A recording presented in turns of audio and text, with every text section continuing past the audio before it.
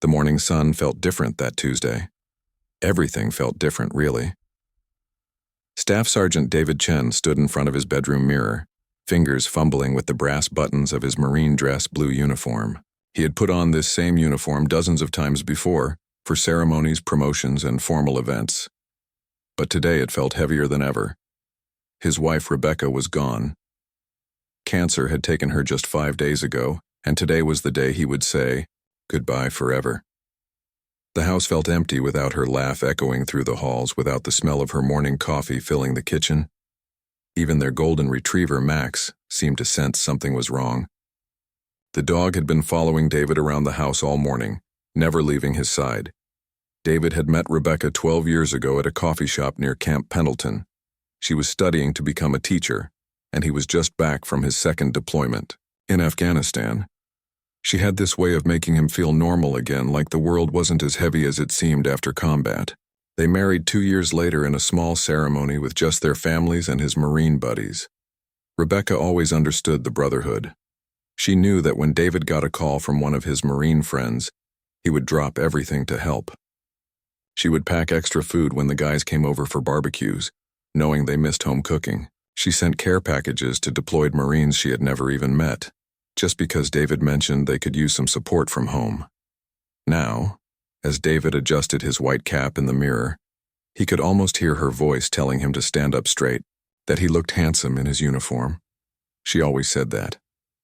Even on the bad days when the nightmares kept him awake, or when his back pain from an old injury flared up, she would remind him how proud she was to be married to a Marine. The drive to St. Michael's Church took 20 minutes, but it felt like both an eternity and an instant. David gripped the steering wheel tighter as he pulled into the parking lot. Cars were already filling every space. Rebecca had touched so many lives during her 36 years. Her students from the elementary school where she taught, neighbors from their small community, families from their church, and of course the Marines. Walking up the steps to the church, David was surprised by how many people were already there. Some faces he recognized immediately. There was Sergeant First Class Tommy Rodriguez, who had served with him in Helmand Province. Tommy had driven 3 hours from San Diego just to be there. Behind him stood Corporal Lisa Park, still in her Marine uniform, having gotten special leave from her current assignment at Quantico. But it wasn't just the Marines. Rebecca's teaching colleagues were there, many of them crying already. Mrs. Johnson from next door, who used to borrow sugar from Rebecca, and always ended up staying for an hour just to chat. The mailman, Pete, who Rebecca always brought cold water to during hot summer days. Even some of Rebecca's former students, now teenagers, had come with their parents. David felt overwhelmed by the love surrounding him, but also deeply alone. These people were here for Rebecca, but she was gone. He was the one left behind, trying to figure out how to keep going without the person who had been his anchor for over a decade. Inside the church, the service was beautiful, but devastating. Rebecca's sister spoke about their childhood adventures. Her principal talked about how she stayed late every day to help struggling students. Tommy stood up unexpectedly and shared how Rebecca had sent him care packages during his deployment to Iraq, even though they had only met a few times. David barely remembered his own words when he spoke, something about Rebecca being the strongest person he knew, about how she faced cancer with the same determination she brought to everything else in her life, how she made him promise to keep living, to keep helping other veterans, to not let grief consume him. As the service ended and people began filing out, David felt his chest tighten. This was really it. In a few minutes, they would drive to the cemetery and Rebecca would be buried, and then everyone would go home to their normal lives. But his normal life was gone forever. He stepped outside onto the church steps, needing a moment alone before the procession to the cemetery. The afternoon sun was bright, almost harsh after the dim lighting inside. David pulled out his phone to call the funeral director about some last-minute details with the burial arrangements. His hands were shaking as he dialed. People were still coming out of the church behind him, but David tried to focus on the phone call. The funeral director was explaining something about the timing, but David was having trouble concentrating. Everything felt surreal, like he was watching someone else's life from the outside. "No, that's not right," David said into the phone, his voice getting louder as his frustration grew. Nothing was going right. The flowers weren't arranged the way Rebecca had wanted. The music selection had been mixed up. Now there was confusion about the burial timing. David felt like he was failing her even in death. A few people walking past glanced at him with concern, but David barely noticed. He was focused on trying to get these final details right for Rebecca. She deserved everything to be perfect. She had planned her own funeral in her final weeks, wanting to spare David from having to make difficult decisions while grieving. But somehow, things were still going wrong. "Listen, I need this fixed right now," David said firmly into the phone. "This is my wife's funeral and she deserves better than this confusion." His voice carried across the church steps, but not because he was trying to cause a scene. David was simply a man pushed to his breaking point, trying to honor his wife's memory while dealing with bureaucratic mistakes that felt like additional slabs being piled onto his broken heart. Behind him, his Marine friends watched with concern. They knew David well enough to recognize that he wasn't angry, he was drowning. This was a man who had faced enemy fire in Afghanistan, who had carried wounded friends to safety under impossible circumstances, but who was now being destroyed by the simple task of burying the woman he loved. The phone call was taking longer than expected, and David could feel more eyes on him. Some people were probably wondering why the widower was outside having what looked like an argument instead of being inside accepting condolences, but David needed these few minutes to handle the practical details, to feel like he had some control over something, anything, in a day that felt completely out of his hands. What David didn't know was that someone else was watching him too. Someone who didn't understand the situation, who didn't see a grieving widower trying to honor his wife's final wishes. Someone who was about to turn the worst day of David's life into something even more devastating. The afternoon sun beat down on the church steps as David continued his phone conversation, unaware that his world was about to be shattered all over again. Officer Brandon Hayes was having one of those days that made him question why he became a cop in the first place. It started at 6 a.m. when his coffee maker broke, continued with a domestic dispute call where nobody wanted to tell the truth, and got worse when his supervisor reminded him about the new department policy on maintaining public order. The police chief had been clear during last week's briefing. Too many complaints about officers not taking control of situations quickly enough. Too many incidents where things escalated because cops were too soft in the beginning. Brandon didn't necessarily agree with this approach, but he was only 3 years on the force and still trying to prove himself. He was driving past St. Michael's Church when he noticed the crowd. Funerals always made him nervous. Lots of emotional people, lots of potential for things to go wrong. His training officer had told him that grief makes people unpredictable, and unpredictable people can become dangerous fast. That's when he saw the man in the military uniform. The guy was standing on the church steps, talking loudly into his phone. From Brandon's position in the patrol car, he couldn't hear the actual words, but the body language looked aggressive. The man was gesturing with his free hand, his voice carrying across the parking lot. Brandon had seen this before. People who got worked up in public, who thought being loud would solve their problems. Brandon pulled his patrol car over and watched for a moment. The man in uniform was definitely agitated about something. His voice was getting louder, and people walking by were starting to stare. This was exactly the kind of situation the chief had talked about, a potential disturbance that could get out of hand if not addressed immediately. What Brandon didn't see was the tears in David's eyes. He didn't see the way David's hands were shaking as he held the phone. He didn't notice that David was wearing the dress blue uniform of a Marine, or that people weren't staring because they were afraid, but because they were concerned about someone who was clearly in pain. Brandon got out of his car and walked toward the church steps. He had responded to calls at this church before, usually quiet, peaceful people, but emotions ran high at funerals, and sometimes family disputes spilled over into public areas. Better to handle it now before it became a real problem. As he got closer, Brandon could hear more of the conversation. The man was talking about flowers and timing and something about getting it right. He sounded frustrated, maybe even angry. Brandon's hand instinctively moved to his radio, ready to call for backup if needed. "Sir," Brandon called out as he approached, "I need you to calm down and step away from the building." David looked up. From his phone call, confusion written across his face. He was still holding the phone to his ear, the funeral director's voice a tiny buzz in the background. David had been so focused on trying to fix the cemetery arrangements that he hadn't even noticed the police officer approaching. "I'm sorry, what?" David asked, genuinely confused. He covered the phone with his hand.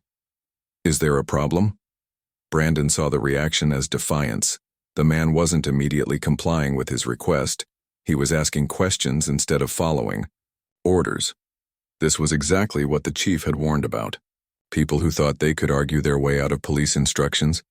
"I said calm down and step away from the building," Brandon repeated, his voice firmer now.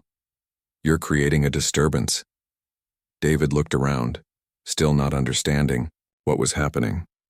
There were people walking peacefully to their cars. A few were standing in small groups, talking quietly. Nobody seemed disturbed except for the police officer standing in front of him. "Officer, I think there's been a misunderstanding," David said, trying to keep his voice steady. "This is my wife's funeral. I'm just trying to coordinate with the cemetery about the burial arrangements." But Brandon wasn't really listening anymore. He was seeing what his training had taught him to see: a man who was refusing to comply with police orders, someone who was making excuses instead of following instructions, someone who thought being in a military uniform gave him special privileges. "Sir, I don't care what you think you're doing," Brandon said, his hand moving to his utility belt. "You need to end that phone call and step away from the building now." David felt his heart racing, but not from anger, from disbelief. He was burying his wife today, and somehow he was being treated like a criminal. The funeral director was still talking on the phone, asking if David was still there. David wanted to explain the situation, to make the officer understand that this was all a terrible mistake. "Officer, please," David said, his voice breaking slightly. "My wife died 5 days ago. She's inside that church right now. I'm just trying to make sure everything goes smoothly for her burial. I'm not causing any problems." Brandon heard the emotion in David's voice, but he interpreted it as manipulation. People always had sob stories when they got caught doing something wrong. His supervisor had warned him about this too. Criminals who used sympathy to avoid consequences. "End the phone call now," Brandon ordered, his hand moving closer to his taser. "And put your hands where I can see them."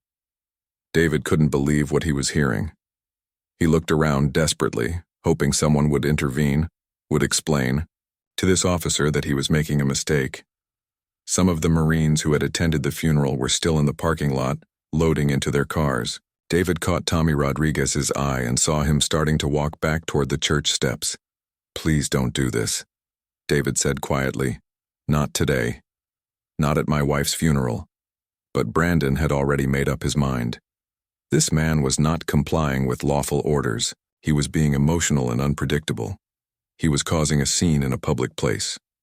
Everything Brandon had been trained to watch for was happening right in front of him. "Last warning," Brandon said, his hand now on his taser. "End the call, and step away from the building." David slowly lowered the phone, his hands visibly shaking. He could hear the funeral director's voice asking what was happening, but David couldn't speak. He couldn't believe this was happening. He looked at Brandon with desperate eyes, trying one more time to make him understand. "Officer, I served 2 tours in Afghanistan. I've never been arrested, never been in trouble. I'm just trying to bury my wife with dignity. Please, I'm begging you." Brandon saw the pleading as weakness, as someone trying to talk their way out of consequences. He had given multiple warnings and the man had refused to comply. Time to take control of the situation. "Turn around and put your hands behind your back," Brandon ordered. David stood frozen, unable to process what was happening. Behind him, he could hear footsteps. Tommy Rodriguez was running toward them now, along with several other Marines. David could hear someone shouting, "What's going on?" But it sounded far away, like it was happening to someone else. "I said turn around," Brandon repeated, pulling out his taser. David's military training kicked in automatically. When someone points a weapon at you, you assess the threat and respond accordingly. But David's grief-stricken mind couldn't process the situation fast enough. He raised his hands slowly, trying to show he wasn't a threat, trying to de-escalate. But Brandon saw the movement differently.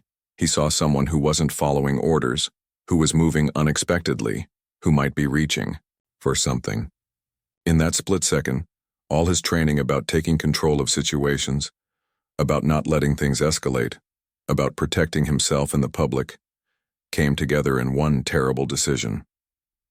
The taser crackled across the church steps. David's body convulsed as 50,000 volts of electricity shot through him. His dress blue uniform, the same uniform he had worn with pride for 8 years of service, was now torn and dirty as he collapsed on the concrete steps of the church, where his wife's body lay waiting for burial.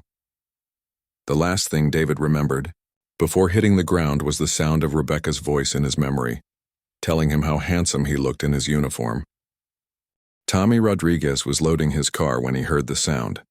That distinctive crackling noise that every veteran knows, the sound of a taser being deployed. He spun around just in time to see David Chen collapse on the church steps, his body convulsing, as electricity coursed through him. For a moment, Tommy couldn't process what he was seeing. David was in his dress blues. This was Rebecca's funeral. This was supposed to be a sacred moment of grief and remembrance. "What the hell?" Tommy shouted, breaking into a run toward the church steps. Other people were screaming now. Some of Rebecca's teaching colleagues were covering their mouths in shock. An elderly woman from the church was crying, asking over and over, "Why would they do that? Why would they do that to him?" Tommy reached David just as the taser cycle ended. His friend was conscious but disoriented, his dress uniform torn and dirty, his white cap lying several feet away. The same uniform David had worn with pride for 8 years of military service was now stained with dirt and humiliation. "David, can you hear me?" Tommy knelt beside his friend, his hands shaking with rage and concern. "I'm here, brother. I'm here." David's eyes found Tommy's face, and for a moment he looked confused, like he didn't understand where he was or what had happened. Then, reality came flooding back, and David's face crumpled. Not from physical pain, but from the devastating realization that he had been tased at his wife's funeral. "Tommy," David whispered, his voice barely audible. "Rebecca. They tased me at Rebecca's funeral." Officer Brandon was standing nearby, looking uncertain now that he saw the crowd gathering around. The fallen veteran, several people were pulling out their phones, recording everything. This wasn't how he had expected the situation to go. The man he had tased was clearly not a threat to anyone. He was a grieving widower at his wife's funeral. Tommy looked up at the officer, his eyes blazing with fury. "What is wrong with you? This man just buried his wife. He's a Marine veteran. What possible threat could he have been to you?" Brandon shifted uncomfortably. He was creating a disturbance. He wouldn't comply with lawful orders. A disturbance? Tommy stood up slowly, his voice getting louder. He was making a phone call about his wife's burial arrangements at his wife's funeral. What disturbance? More people were gathering now. Marines who had been at the funeral were coming back from their cars. Rebecca's family members were emerging from the church, having heard the commotion. Word was spreading fast through the crowd about what had happened. Tommy pulled out his phone, with hands that were still shaking with rage. He scrolled through his contacts until he found the number he was looking for. Master Sergeant Jake Wilson ran the local VFW post and served as an informal coordinator for the veteran community in their area. "Jake, it's Tommy," he said when Wilson answered. "I need you to listen carefully. We're at St. Michael's Church, David Chen's wife's funeral. A cop just tased David on the church steps for no reason. We need people here now." "What did you say?" Wilson's voice was sharp with disbelief. "A police officer tased David Chen at Rebecca's funeral. He's in his dress blues lying on the concrete, and his wife's body is still inside the church. I need every Marine, soldier, sailor, and airman you can get here in the next 10 minutes. "I'm on my way," Wilson said immediately. "I'll make them calls." Tommy hung up and immediately dialed another number, then another. Within minutes, his phone was buzzing with incoming calls as word spread through the veteran network like wildfire. The first call was from Corporal Lisa Park, who was already in the church parking lot. "Tommy, what happened?" Someone said David got tased. "Come to the church steps," Tommy said grimly. "David needs us." The second call was from Sergeant Kevin Murphy, who lived 20 minutes away. "I just heard from Jake Wilson. Is it true? Did a cop really tase Chen at his wife's funeral?" "Get here as fast as you can," Tommy replied, "and bring anyone you can find." David was sitting up now with Tommy's help. Paramedics had been called and were on their way, but David kept insisting he was fine physically. Emotionally was another story. He kept staring at his torn uniform, at the dirt on his hands, at the chaos surrounding what should have been a peaceful farewell to his wife. "I don't understand," David said quietly. "I was just trying to fix the cemetery arrangements. Rebecca wanted everything to be perfect. I was just trying to make it perfect for her." Tommy knelt beside his friend again. "I know, brother, I know, but right now I need you to focus on me. Help is coming. A lot of help." Officer Brandon was talking into his radio now, probably calling for backup. He seemed to realize that the situation was spiraling beyond his control. More and more people were arriving, and they weren't happy about what they had witnessed. Rebecca's sister approached Tommy with tears streaming down her face. "Is he okay? What happened? Why would a police officer do this?"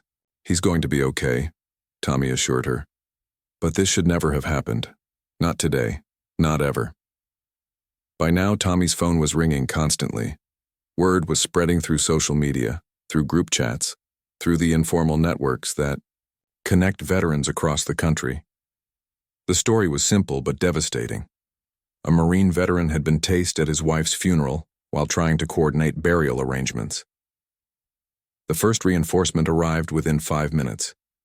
Sergeant First Class Maria Santos pulled into the church parking lot in her pickup truck, still wearing her civilian clothes, but carrying herself with unmistakable military bearing. She had gotten the call from Wilson and driven straight from her job at the auto parts store. "Where is he?" she asked Tommy. "Right here." Tommy gestured to David, who was now standing but still leaning against the church wall for support. Maria walked over to David and put a gentle hand on his shoulder. "Hey Chen, I'm sorry about Rebecca and I'm sorry about this." More cars were pulling into the parking lot now. Veterans were arriving from all directions, some in uniform, others in civilian clothes, but all carrying themselves with the unmistakable posture of people who had served their country. They weren't coming to start trouble. They were coming to protect one of their own. Wilson's pickup truck pulled up, and the burly former master sergeant climbed out with his phone still pressed to his ear. He was coordinating with other VFW posts in the area, with Marine Reserve units, with anyone who could respond to help a brother in need. "How many are coming?" Tommy asked him. "I stopped counting at 30, Wilson replied. "But the calls are still going out. Social media is blowing up. This story is spreading fast." Tommy looked around at the growing crowd of veterans and felt something he hadn't experienced since his combat days.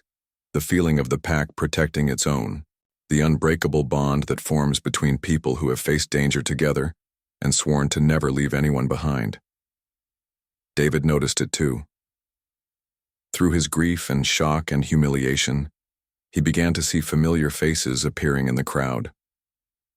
People he had served with, trained with, deployed with. People who had dropped everything they were doing to come stand with him in his darkest moment. "Tommy," David said quietly, "all these people came for me?" "Of course they did," Tommy replied.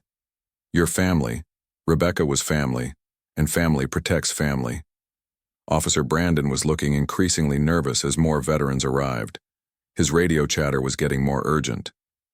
He had expected to handle a simple disturbance call, not to face down dozens of military veterans who were clearly not happy with his actions, but the veterans weren't there to cause trouble. They were there to ensure that David was treated with dignity, that justice was served, and that no other veteran would face what David had just endured. They formed a protective circle around their fallen brother, a human shield of honor and brotherhood that said without words, "This ends here." The battle lines were being drawn, not for war, but for justice. By the time Master Sergeant Jake Wilson had made his third phone call, the church parking lot looked like a military reunion. Cars were pulling in from every direction, pickup trucks with veteran license plates, sedans with Marine Corps stickers, motorcycles with flags flying from the back. But this wasn't a celebration. This was something much more serious. David Chen sat on the church steps, still trying to process what had happened. His dress blue uniform was torn and dirty, a painful reminder of the most humiliating moment of his life. But as he looked around at the growing crowd of veterans, he felt something else beginning to stir beneath the shock and grief. He felt protected. Tommy Rodriguez stood next to David like a guardian, his eyes scanning the crowd as more veterans arrived. Each new face brought back memories of deployments, training exercises, and the unbreakable bonds formed in service. These weren't just random people showing up. These were brothers and sisters who understood what it meant to serve, what it meant to sacrifice, and what it meant to stand up for each other. Sergeant First Class Rosa Martinez arrived in her work uniform from the fire department. She had been on duty when Wilson's call came through, but she asked her captain for emergency leave the moment she heard what happened. Rosa had served 2 tours in Iraq and knew David from their time at Camp Pendleton. When she saw him sitting on those church steps, her jaw tightened with barely controlled anger. "This is unacceptable," she said to Tommy. "Absolutely unacceptable." More veterans kept coming. Staff Sergeant Michael Torres drove up in his construction company truck, still covered in dust from the job site he had left without explanation. Corporal Jennifer Hayes arrived with her teenage son, who had heard the story and insisted on coming to show support. Master Chief Petty Officer Frank Williams came on his motorcycle, the American flag attached to the back snapping in the afternoon breeze. But it wasn't just local veterans. Word was spreading through social media, through veteran Facebook groups, through text message chains that connected military communities across the region. Veterans were driving from neighboring cities, some traveling over an hour, just to stand with a fellow service member who had been wronged. Officer Brandon Hayes was looking more and more uncomfortable as the crowd grew. What had started as a simple response to a disturbance call was now turning into something he had never experienced before. His radio was crackling with chatter from dispatch and his supervisor, asking for updates on the situation. "Unit 247, what's your status?" came the voice from dispatch. Brandon keyed his radio nervously. "I've got approximately 40 to 50 individuals gathered at the church. All appear to be military veterans. Situation is tense but controlled." The number was actually closer to 60 now, and growing by the minute. But these weren't angry protesters or troublemakers. They were veterans who had served their country with honor, and they carried themselves accordingly. There was no shouting, no aggressive behavior, no threats. Instead, there was something much more powerful. Quiet, disciplined determination. Wilson walked over to where David was sitting and knelt down beside him. "How you holding up, son?" David looked up at the older Marine, his eyes still showing the shock of what had happened. "I keep thinking this is some kind of nightmare, that I'm going to wake up and Rebecca will still be here, and none of this will have happened." "I wish that were true," Wilson said gently.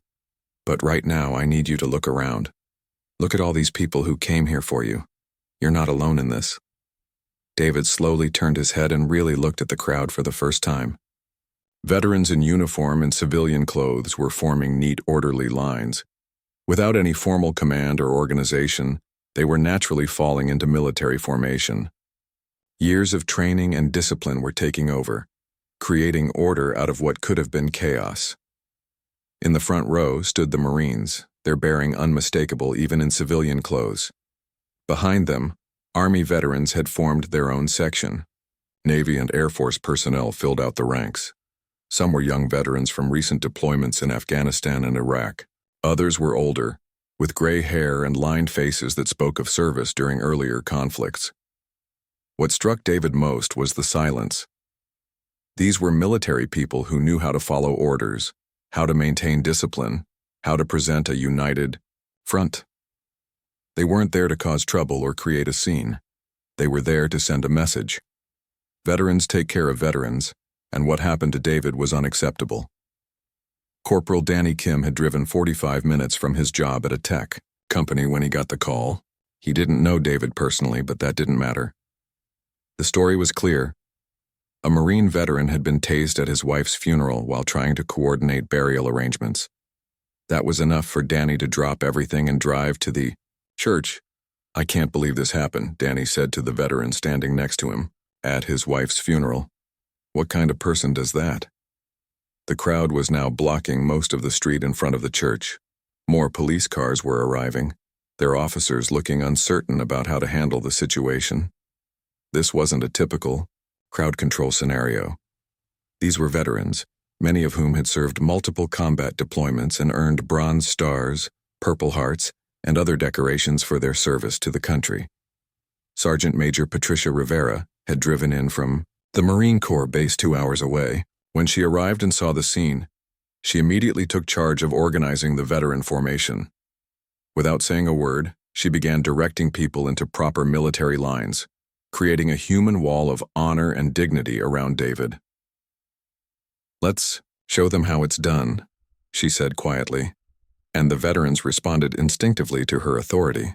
The casual gathering transformed into something that looked like a military ceremony, except this ceremony was about protecting one of their own. Officer Brandon was now joined by 3 other police officers, including his supervisor, Sergeant Collins. Collins took one look at the organized formation of veterans and realized this situation required careful handling. These weren't protesters or troublemakers. These were military veterans exercising their right to peaceful assembly, and any attempt to disperse them forcefully would likely create a much bigger problem. "What exactly happened here?" Collins asked Brandon quietly. Brandon tried to explain his actions, but even as he spoke, he could hear how weak his justification sounded. A man making a phone call outside a church. A widower trying to coordinate his wife's burial. The more Brandon tried to explain, the more he realized how badly he had misjudged the situation. David stood up slowly, Tommy helping to steady him. As he rose, something remarkable happened. The entire formation of veterans came to attention without any command being given. 60-plus veterans from different branches of service, from different generations, standing as one to honor their fallen brother's dignity. The silence that followed was deafening. No one spoke. No one moved. They just stood there, a wall of quiet strength and solidarity that spoke louder than any protest or demonstration could have. The message was clear. This veteran had been wronged, and they would not allow it to stand without consequence. David looked out at the sea of faces, many of them strangers who had driven from miles away just to stand with him. His eyes filled with tears, but for the first time since Rebecca's death, they weren't tears of grief alone. They were tears of gratitude for a brotherhood that transcended individual relationships, that connected all who had served. The street belonged to the veterans now, and they weren't going anywhere until justice was served. The standoff had been going on for 20 minutes when a black sedan pulled up to the church. Lieutenant Colonel Catherine Moore stepped out, her Marine dress uniform crisp and commanding. She was the base liaison officer, and someone had called her when word reached the Marine Corps installation about what was happening. Moore surveyed the scene with experienced eyes. 60-plus veterans in perfect formation, facing off against a handful of confused police officers. David Chen sitting on the church steps in his torn dress blues, surrounded by his brothers and sisters in arms. The tension was thick enough to cut with a knife, but the discipline was remarkable. She walked directly to Sergeant Major Rivera, who was maintaining order among the veterans. "A report," Moore said simply. "Ma'am, Marine veteran David Chen was tased by police while coordinating his wife's funeral arrangements. He was on the church steps in dress uniform, making a phone call to the cemetery when Officer Hayes decided he was creating a disturbance. Chen is a decorated veteran with 2 tours in Afghanistan. Clean record, no criminal history, model citizen." Moore nodded, processing the information. She had dealt with civilian-military tensions before, but nothing quite like this. The fact that it happened at a veteran's wife's funeral made it particularly sensitive. She walked over to Police Sergeant Collins, who looked relieved to see someone in authority arriving. "Sergeant, I'm Lieutenant Colonel Moore, Marine Corps. Liaison. I understand we have a situation here. Collins wiped sweat from his forehead. The afternoon sun was beating down and the pressure of the situation was getting to him. "Colonel, my officer responded to what he perceived as a disturbance. The situation has escalated beyond what anyone expected." "I can see that," Moore replied, looking at the formation of veterans. "What's your department's plan for resolving this?" Collins hesitated. The truth was, his department didn't have a plan for this kind of situation. How do you disperse a peaceful gathering of military veterans who are clearly in the right?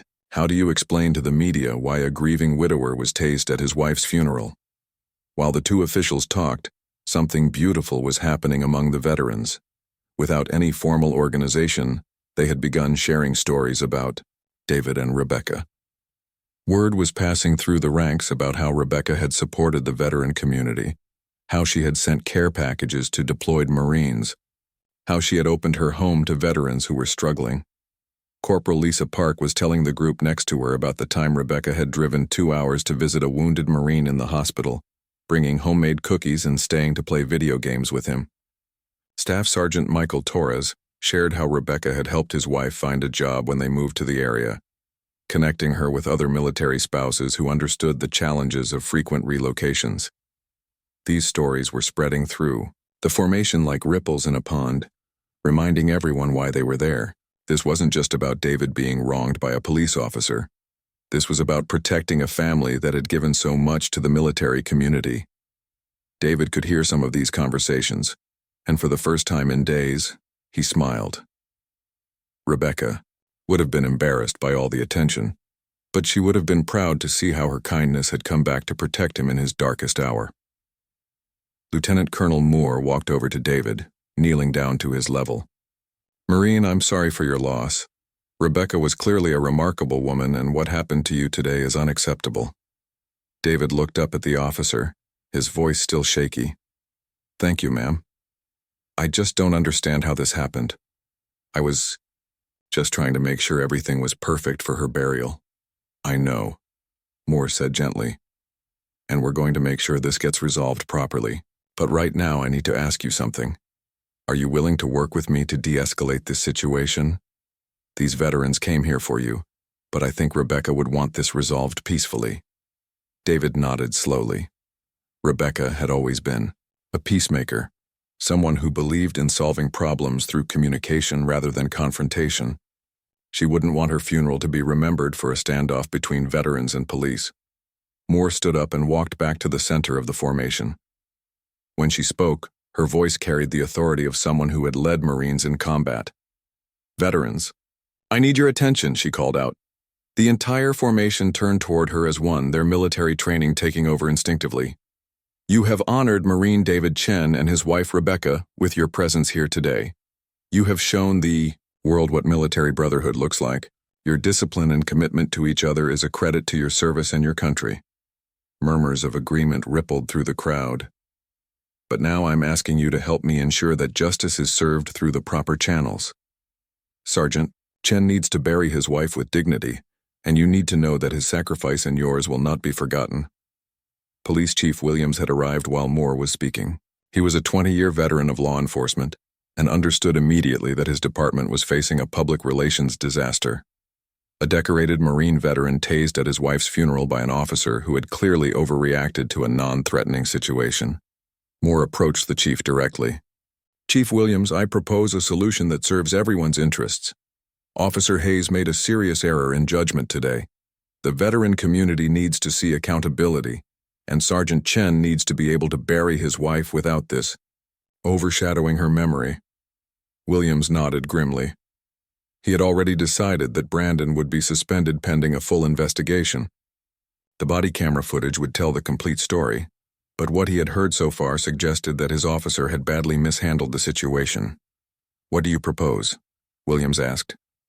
"Officer Hayes is suspended immediately, pending a full investigation. Your department issues a formal apology to Sergeant Chen and his family, and you allow these veterans to escort Rebecca to her final resting place with the honor she deserves." Williams looked out at the formation of veterans, all standing at attention in the afternoon sun. Many of them had served multiple combat deployments, had earned Purple Hearts and Bronze Stars, had risked their lives for their country. The idea of using force to disperse them was not only impractical, it would be a public relations nightmare for his department. Agreed, Williams said simply. The word spread quickly through the veteran formation. Officer Brandon Hayes was being removed from the scene, suspended from duty pending investigation. The police department would formally apologize to David and his family. And most importantly, the veterans would be allowed to form an honor guard for Rebecca's burial. As the official negotiations concluded, something even more meaningful was happening. The veterans weren't dispersing. Instead, they were reorganizing themselves into a proper military honor guard formation. Without being asked, without being commanded, they were creating the funeral procession that Rebecca deserved. Master Sergeant Wilson walked over to David, who was now standing with Tommy's support. "David, we'd like to escort Rebecca to the cemetery, if that's okay with you." David looked around at the sea of uniforms and determined faces. These people had dropped everything in their lives to come stand with him when he needed them most. They had turned the worst day of his life into something that demonstrated the best of what military service represented. Rebecca would be honored, David said, his voice stronger now than it had been all day. The procession to the cemetery was unlike anything the small town had ever seen. 60-plus veterans marching in formation behind the hearse carrying Rebecca Chen. David walked at the front, flanked by Tommy Rodriguez and Master Sergeant Wilson, his torn dress uniform now a badge of honor rather than shame. At the cemetery, the veterans formed a circle around Rebecca's gravesite. As David said his final goodbye to his wife, he was surrounded by a family he had never expected to have. People who understood sacrifice, who understood loss, who understood that sometimes you have to stand up for what's right, even when it's difficult. After the burial, as the crowd began to disperse, David realized something important. Rebecca's death had brought him to the lowest point of his life. But the response of his fellow veterans had reminded him of something he had forgotten in his grief. He was not alone, and he never would be.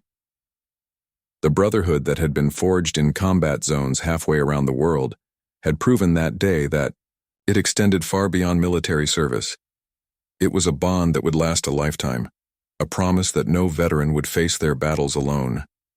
David Chen buried his wife that day with dignity, surrounded by honor, protected by the very people who understood best what it meant to serve something greater than yourself. And Officer Brandon Hayes? He was terminated from the police force 2 weeks later, after body camera footage confirmed what everyone already knew. He had tased an innocent man at his wife's funeral for no justifiable reason. But more importantly, the incident sparked changes in police training programs across the country, teaching officers to better understand and respect military veterans and their service to the nation. Rebecca's legacy lived on, not just in the lives she had touched as a teacher and military spouse, but in the reforms that would prevent other families from experiencing what David had endured on what should have been a day of peaceful remembrance.